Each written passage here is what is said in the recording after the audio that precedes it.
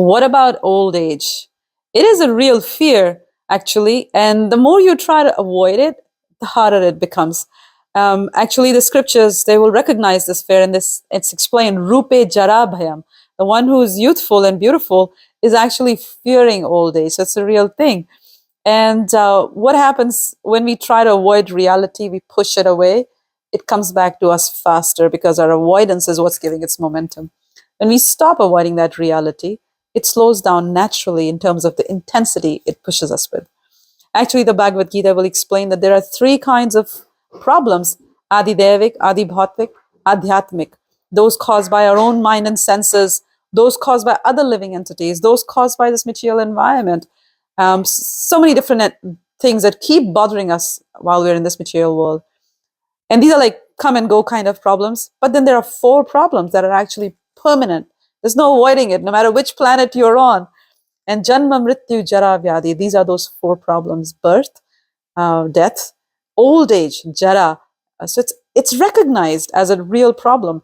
So foolish life means you have to fill your life with a lot of distraction that lets you feel that you're not old.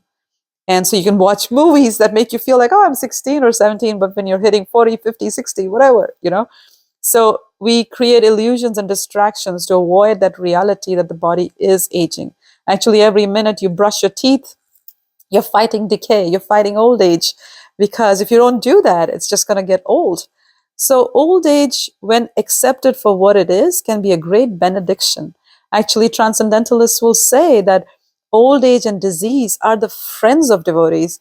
Why? Because they remind you of the frailty, the temporariness of the body. Otherwise, we have this sense that this body is permanent. I am supposed to get something from this world. So this illusion is really deep. Old age helps us break from that. And it's also time you can set aside for spiritual growth. But since we invest no time in our youth thinking about spiritual growth, just to jump into it when we're older becomes a bit harder.